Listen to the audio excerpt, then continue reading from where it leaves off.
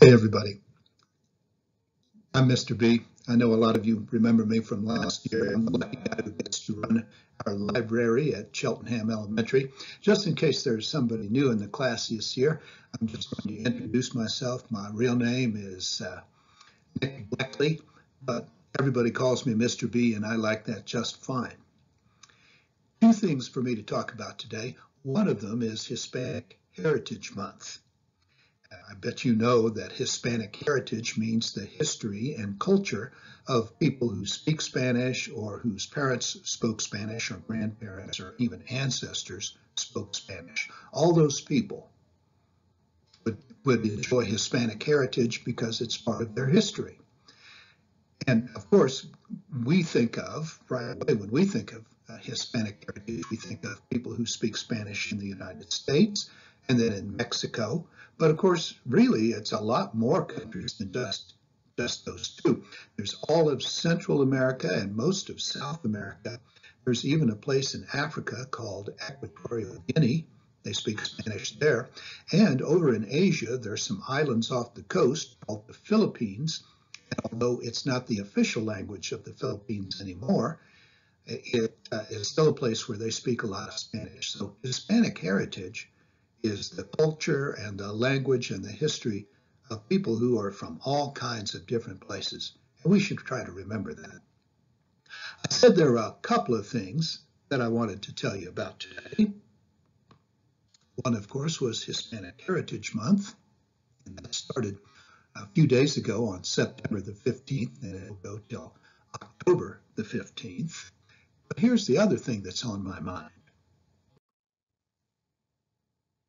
All the great books that we have electronically in Sora, and I'm going to talk about ones that are related to Hispanic heritage today. Here is one of them. It's called Steph Soto, Taco Queen, and you may be able to see right up there on the menu board of the truck, it says middle school drama is always on the menu. So if you have a brother or a sister in middle school, you may know exactly what they're talking about. I did want to read to you just the very beginning of Steph Soto because it's such a great piece of writing. This is the first chapter, the first paragraph of the whole story. Poppy, her dad, right? Poppy had pretty much promised to stop bringing Tia Perla to St. Scholastica's school. But when the last bell rings on a Monday afternoon, there she is just the same, waiting for me in the parking lot. Tia Perla, yet again. Now, if you don't speak Spanish, you may need to know that Tia Perla means Auntie Pearl, right? Her aunt. Tia Perla, yet again. Tia Perla, like always. Tia Perla, huffing and wheezing and looking a little bit grubby, no matter how clean she actually is. Oh my gosh, do you hear how she's talking about her auntie? Tia Perla, leaving anyone who comes near her smelling like jalapenos and cooking oil. A not exactly bad combination, but that clings to your hair and crawls under your fingernails. Tia Perla, Poppy's taco truck. Oh, I thought it was her real aunt. And the author sets you up to think it's her real aunt. And then she says, well, really, we're talking about a taco truck that looks kind of grubby and wheezes and huffs and puffs and smells like jalapenos and cooking oil. So that's a pretty great beginning, I think. Kind of a surprise there. So Steph used to love to be picked up by Poppy in the taco truck when she was in grade school because Poppy always would give away some treats to her friends. I mean, wouldn't that be great if every day after school you had a friend whose dad would give you a handful of Poppies? I think that would be wonderful. Anyway, she liked it in grade school. But now that she's in middle school, all the kids walk home. Nobody gets picked up by their mom or their dad except Steph. And she gets picked up in his taco truck. An interesting thing happens, though, in the story. because while the story is going on, the people who run the town change the rules for taco trucks, and Steph's dad is going to lose his business. And instead of being all disappointed in Auntie Perla, she becomes like the champion of tacos and taco trucks. And that's why the name of the story is Steph Soto, Taco Queen. There's a lot more to the story, but I think that's enough to let you know that it's really pretty neat. Oh, here's some key words to remember about Steph Soto, Taco Queen. It's a middle school story. There's lots of drama because that's how middle school is. It's about family, and of course, it's about tacos. Oh, one other thing. It's also bilingual. Add that to the list. If you'd like to read it in Spanish, we've got it in Sora as an ebook, Steph Soto, La Reina del Taco. So you can read it in Spanish too. Here's another great book that we have. It's called The Storm Runner. It's about a boy named Zane in the state of New Mexico, not Mexico the country, but the state that's just south of Colorado. In New Mexico, he likes to go and hang out near a sleeping volcano. In other words, this volcano has not erupted in a long time, but it still has the power to erupt, maybe. Well, he likes to hang out around there. And a lot of the time, he hangs out alone because the kids in his class are not very nice to him. He's got an injured leg, and it's probably never going to get better. And the kids in his class call him Sir Limps a lot, and the McGimpster, and Uno for a boy with one good leg. So they're pretty mean to him. But then a new person comes to his class, a girl named Brooks, and she tells him that old volcano is the home of some ancient gods, and that he is part of a prophecy, and those gods are going to start interacting with the world again. That's pretty cool, isn't it? I don't want to spoil the whole story, but I'm going to tell you one more thing. Spoiler alert.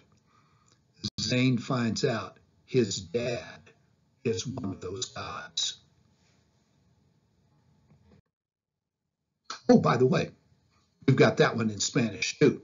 El Hijo del Trueno. So in English, the Storm Runner. In Spanish, El Hijo del Trueno. Here's some key words about that great book. Remember, it takes place in New Mexico. There's a sleeping volcano. Ancient gods are coming back, and Zane's dad is one of those gods. Here's another great book. It's part of a series. The series is called Love, Sugar, Magic. And this one, the first one in the series, is A Dash of Trouble. This is about a young girl named Leonora, and she lives in a small town in Texas, and her aunties and her mom run a bakery there, and it is the best bakery in town. And Leonora has always wanted to come down and help with the baking, but they always have an excuse why she can't do that. Well, it turns out the reason why is because her aunts and her mom are witches, but they're good witches, but they use their magic to make the food taste really special. What they don't know, her aunts and her mom, they don't know that Leonora has magic powers too. And she decides she probably shouldn't use them because maybe that's why they don't want her to cook yet, is maybe she's not ready. But then a friend of hers, Caroline, gets in a jam, and Leonora decides, well, maybe just one spell. That won't hurt anything, will it? What do you think? So here's some key words to remember about A Dash of Trouble. The aunts and the mom are witches. Leonora's a witch too. And just one spell wouldn't hurt, would it? And it's part of a series. What else have we got for you? Nonfiction, of course, you're probably wondering, Mr. B, isn't there any nonfiction? You bet. This one is called Soldier for Equality. It's by Jose de la Luz, or it's about Jose de la Luz Science and the Great War. The Great War is what we called World War I.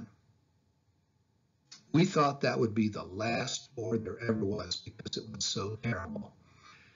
What's really terrible is how wrong we were, because there have been lots of wars since then. But back then they called it the Great War because they thought this is the biggest one and the last one. This is a great story. Jose, we start learning about him when he's a young boy, and the people in his school in Texas are mean to him because his family's from Mexico. And they call him awful names, and his dad doesn't get treated very well either. It's very frustrating. So Jose decides, when I grow up, I'll become a teacher and I'll treat everybody nicely. So sure enough, he grows up, he becomes a teacher. He starts a school where every child is welcome and everybody can learn. And he even teaches people at night, people who don't know English, even if they're grown-ups, he teaches them English. But then one day he doesn't show up to teach, and the people find out that he's signed up to go off to the Great War. And the reason he wants to go to the Great War is to prove that he will fight to protect his country just like anybody else, that he loves this country just like anybody else, and he hopes that when he comes back, he'll be treated equally, just like anybody else. Well, he's very successful in the war, but when he comes back, people don't treat him fairly at all. And so he becomes a soldier for equality, and he begins the struggle to get people to treat Hispanic people fairly. It's really a pretty cool book. And I do want you to know that if you didn't want to read this book, you could also listen to it because it's available as an audio book, a book you just listen to as somebody else reads it to you. If you think you might like this book, I'll just point out to you the same author wrote this one. This one's called Separate is Never Equal. I've read it to a lot of you, and this is about the struggle for desegregation of schools in California a long time ago. And it's a great story, too. The people really know how to go to work and get their rights. One more time, I'll remind you that Soldier for Equality, you can either read it or listen to it. And the key words for Soldier for Equality are, it's a true story. It happened about 100 years ago. A Hispanic man fights in the war and then fights for his people's rights. And don't forget, you can listen to the story if you don't care to read it. Okay, so I hope you'll enjoy Hispanic Heritage Month. It'll continue until October the 15th. Don't forget, it's the celebration of all kinds of different cultures, but cultures of people who originally spoke Spanish.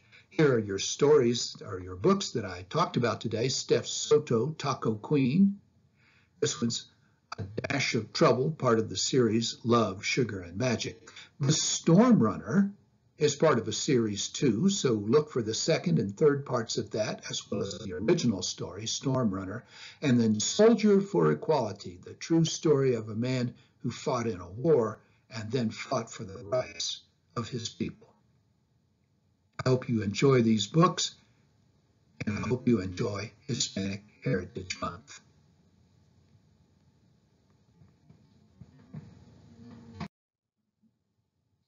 Hey everybody, it's Mr. B again. I'm going to record this part to see if the sound sounds a little bit better if I do it without the headset. You can see there on the left are some of the flags of the many countries where people speak Spanish. There's Argentina, Bolivia, Chile, Cuba. Cuba. This is one of many Caribbean islands where people speak Spanish.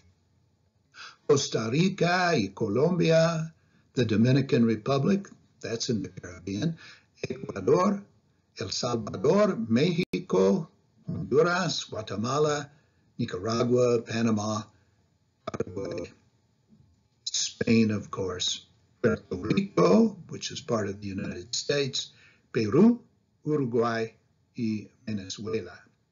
So a lot of different places.